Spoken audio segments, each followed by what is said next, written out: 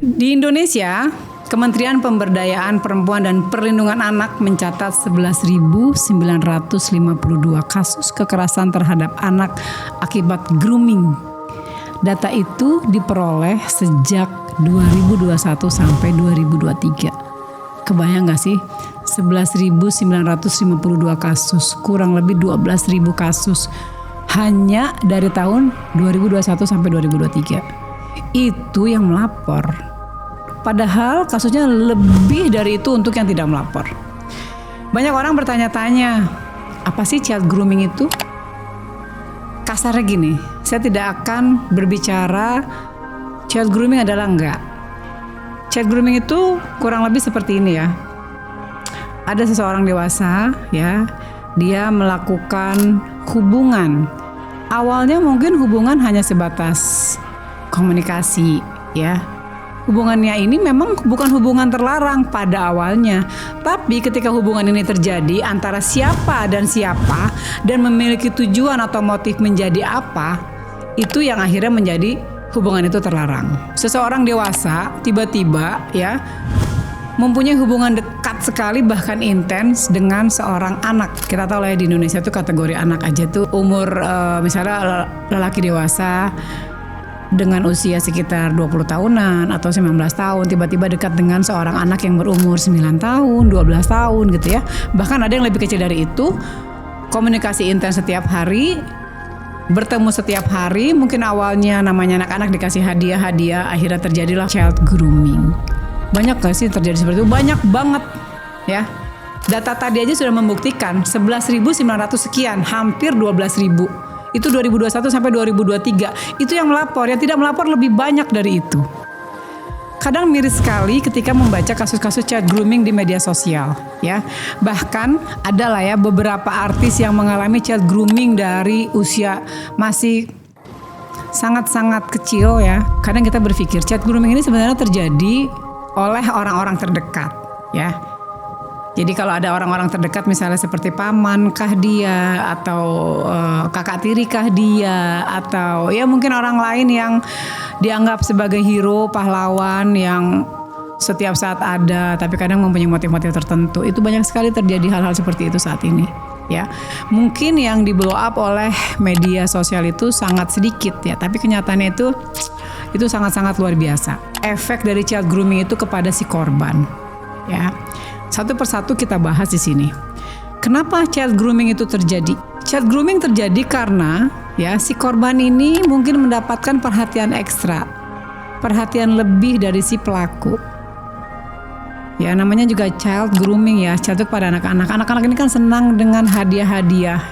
Ya mungkin boneka, mungkin dengan coklat-coklat, mungkin dengan makanan-makanan yang kita tahu lah ya, anak-anak tuh hobi mainan, hobi makanan yang gimana. Mungkin dari orang tuanya dilarang, kamu jangan makan ini ya, nanti kamu batuk. Kamu jangan makan permen, nanti batuk. Kamu jangan makan ini, kamu jangan main ini, jangan main itu. Larangan-larangan yang dilarang di rumah didapatkan dari si pelaku ini, sehingga terjadilah child grooming.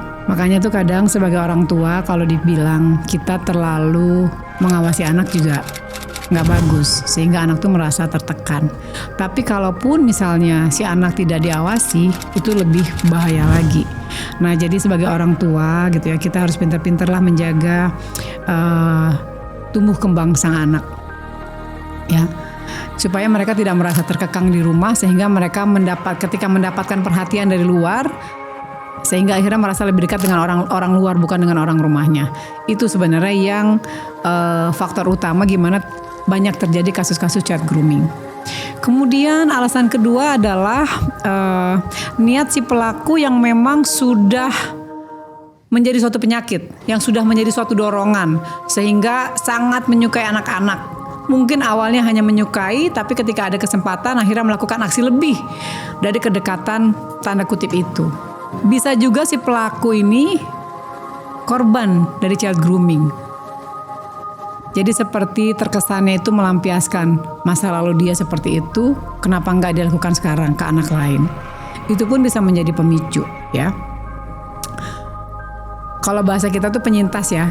Banyak sekali penyintas child grooming yang akhirnya berusaha untuk speak up demi menghindari korban-korban selanjutnya dari pelecehan-pelecehan itu. Kenapa saya menegaskan child grooming ini perlu banget diatensi oleh orang tua? Karena efek negatif dari child grooming ini akan membekas, mempengaruhi kejiwaan, mempengaruhi spiritual si anak, sehingga memungkinkan si anak menjadi introvert, si anak menjadi pendiam.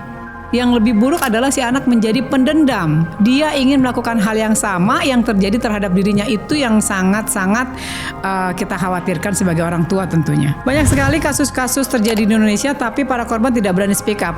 Mungkin karena malu, ya, mungkin karena malu, mungkin juga karena yang melakukan si pelaku ini adalah keluarga dekat, mungkin juga permintaan orang tua yang tidak mau ada cacat atau aib di keluarganya.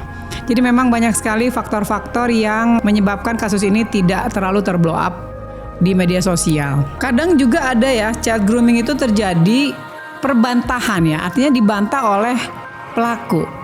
Ketika misalnya contoh gini, suatu kasus child grooming yang sudah masuk ke kepolisian, tetapi ketika kasus ini didalami oleh penyidik, si pelaku cuma bilang gini, oh itu bukan child grooming, saya nggak memaksa, itu bukan kekerasan, kita melakukannya suka sama suka. Kesel banget kan dengernya. Udah gitu si anak tidak mau bersaksi, tidak mau bilang itu dipaksa, enggak, dia cuma bilang katakan gini lah, si om ngasih aku permen, terus permennya aku ambil, terus karena permen aku dikasih permen, aku disuruh cium om, jadi aku cium. Nah, tanpa disadari hal-hal seperti itu adalah suatu tindakan awal terjadi child grooming. Namanya anak kecil, kadang mereka tidak tahu apa yang mereka lakukan. Nah, disitulah si pelaku ini memanfaatkan situasi, bertindak lebih dari yang reaksi yang diberikan oleh si anak, sehingga terjadilah child grooming. Nah, si anak ini yang sedang menikmati hadiah-hadiah diberikan oleh si pelaku ini akhirnya lupa bahwa dia sebenarnya sudah menjadi korban. Tapi yang perlu diingat adalah child grooming ini memang berawal dari anak-anak. Tapi ketika pembiaran itu terjadi hingga akhirnya melebar kemana-mana, dilakukan hingga si anak menjadi dewasa. Dan hal itu banyak terjadi, nggak banyak sih saya bilang. Beberapa kasus terjadi di kalangan public figure di Indonesia. Yang untungnya para public figure itu berani speak up terhadap kasus yang menimpa dirinya. Walaupun terlambat sebenarnya. Tapi lebih baik terlambat daripada tidak sama sekali. Prinsip Undang-Undang Perlindungan Anak menegaskan bahwa aktivitas seksual dengan anak oleh dewasa adalah kejahatan. Sekalipun si anak memberikan persetujuan, itu yang perlu digarisbawahi ya. Sekalipun si anak memberi persetujuan, artinya memberi persetujuan dalam tanda kutip.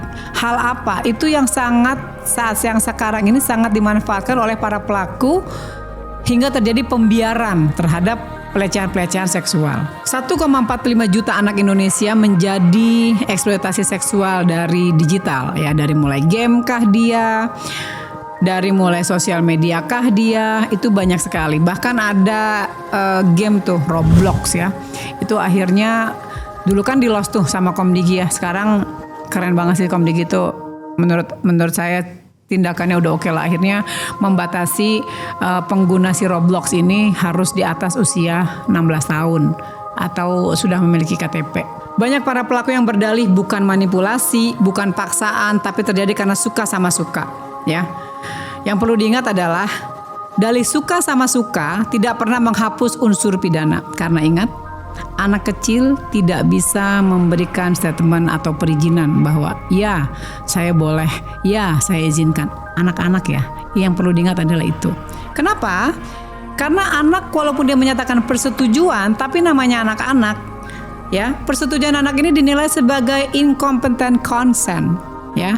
Si anak belum dewasa, dia tidak boleh memberikan persetujuan apapun atas dirinya, atas badannya.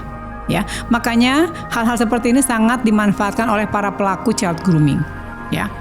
Siapa saja yang bisa menjadi korban? Siapapun bisa menjadi korban grooming, bukan cuma anak-anak, tapi orang dewasa pun masih bisa. Tapi kalau orang dewasa masih jadi korban kekerasan seksual tuh rasanya gimana ya? Mungkin orang-orang tertentu kali ya. Semoga dengan banyaknya korban-korban yang berani speak up, pelecehan-pelecehan seksual yang banyak terjadi, yang banyak dimuat oleh sosial media itu akan berkurang jumlahnya. Siapapun bisa jadi korban, dan seringkali banyak yang gak sadar. Makanya tanggung jawab kita sebagai orang dewasa buat menjaga mereka. Jaga anak-anak kita, jaga adik-adik kecil kita. Cinta itu tidak membuat ketergantungan. Kalau cinta membuat ketergantungan, itu bukan cinta. Karena yang membuat ketergantungan itu narkoba. Bahagia selalu.